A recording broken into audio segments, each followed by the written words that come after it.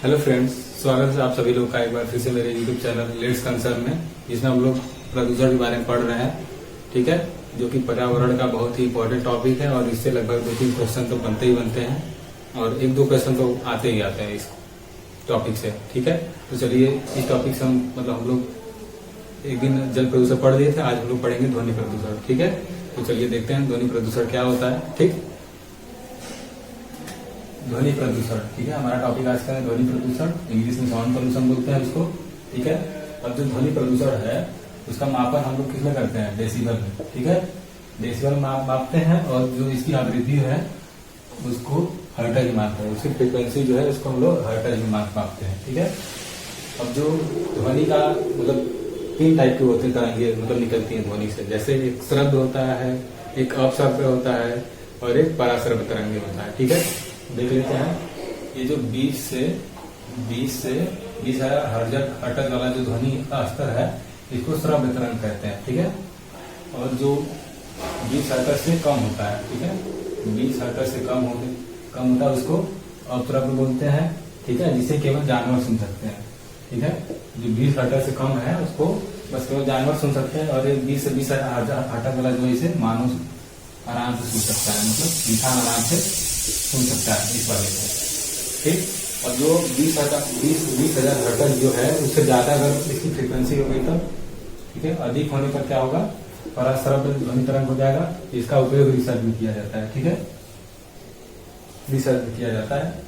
और फिर देखते हैं आगे, मानव जो इंसान है उसके लिए कितना डेसिबल का ध्वनि रहे कि वो पर्याप्त है, कम से कम, अधिक से अधिक कितना होना चाहिए। ठीक है, तो मानव के लिए जो उपयुक्त ध्वनि स्तर है वो है कम से कम उसको 25 डेसिबल होना चाहिए, ज्यादा से ज्यादा 60 डेसिबल होना चाहिए।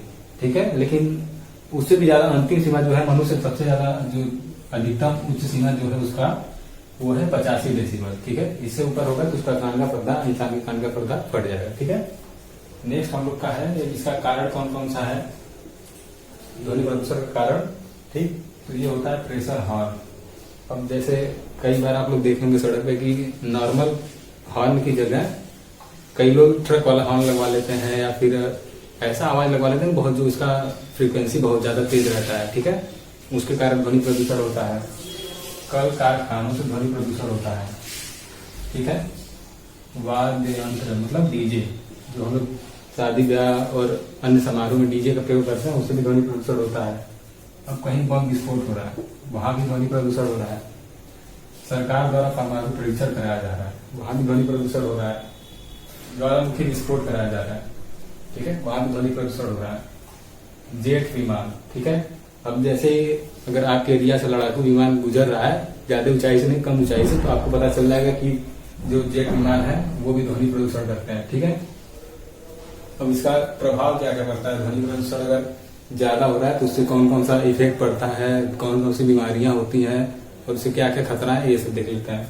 ठीक, तो इसका प्रभाव क्या है? सिर दर्द स्टार्ट हो जाएगा। जैसे आप कहीं शादी ब्याह में गए हैं और वहां पे जो म्यूजिक है बहुत तेजी से बज रहा है तो आपका वहां पे सर दर्द करने लगेगा। ठीक है, अनिद्रा।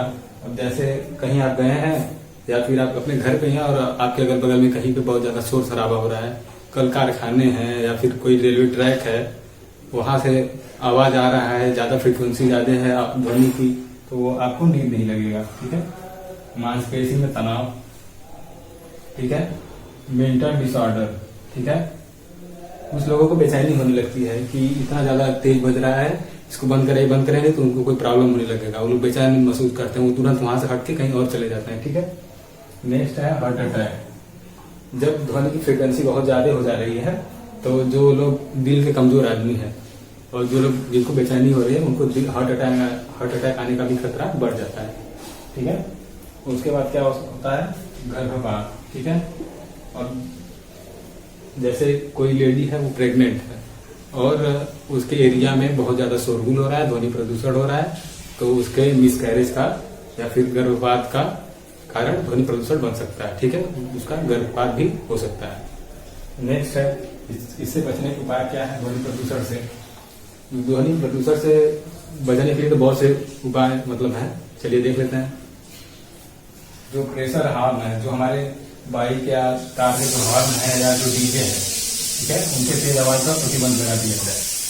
अगर आप जैसे एक बार यूपी सरकार ने ये नियम लगाया था कि आपको रात के 10 बजे के बाद आपको डीजे नहीं बजाना है, या फिर आप बजाएंगे भी तो उसका फ्रीक्वेंसी कम रहेगा, डेसिबल में उसका मापन जो है वो कम डेसिबल पे बजना चाहिए, ठीक। और उसके बाद और उसका समय सीमा निर्धारण कर दिया गया था, जो हम बताएंगे 10 बजे रात तक, ठीक। और जो औद्योगिक भवन है उनको साउंड प्रूफ बना दिया जाना चाहिए। मतलब जो उद्योग और धंधे हैं या कारखाने हैं उनमें साउंड प्रूफ सिस्टम का प्रयोग करना चाहिए कि वहां पे जो आवाजें आए वो उस कारखाने से बाहर ना आए, ठीक है। नेक्स्ट है सड़कों और रेल मार्गों के किनारे पेड़ों की श्रृंखला लगानी चाहिए, ठीक है। अब जो हम लोग का सबसे इम्पोर्टेंट है, इससे आपका जो है हरियाली भी होगी, आपको छांव भी मिलेगा, वातावरण में ऑक्सीजन का लेवल भी बढ़ेगा। उसमें हम लोग को क्या करना है कि जो सड़क है उनके बीचों बीच या उनके किनारे किनारे, रेलवे ट्रैक है उसके किनारे किनारे हम लोग को पेड़ लगाना है, जिसे ग्रीन मफलर का संज्ञा दिया जाता है। ग्रीन मफलर, ठीक है, ग्रीन मफलर का संज्ञा दिया जाता है। क्यों ऐसा है कि जब जो पेड़ पौधे होते हैं वो ध्वनि को मतलब ध्वनि की जो तीव्रता है उसको दूर तक जाने से रोक लेते हैं और उसका जो प्रदूषण है उसको कम करते हैं, ठीक है। इसलिए जो पेड़ है उनको ग्रीन मफलर भी कहा जाता है।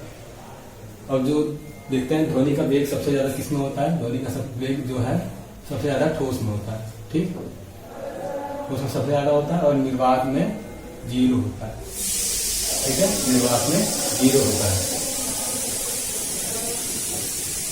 इस प्रकार दोस्तों हम लोग देख पाते हैं कि ध्वनि प्रदूषण का क्या क्या खतरा है, उसका क्या क्या उपाय है और उससे होने वाली समस्याएं क्या क्या है, ठीक है। तो आप सभी लोगों से गुजारिश है कि ध्वनि प्रदूषण का जहां तक आप लोग कर पाएंगे, ध्वनि प्रदूषण का मतलब अपनी भागीदारी उसमें कम करें। और आप लोगों से एक रिक्वेस्ट है कि मेरे चैनल को ज्यादा से ज्यादा सब्सक्राइब करें, अपने दोस्तों के साथ शेयर करिए ताकि हमारा थोड़ा ग्रोथ हो पाए। Thank you.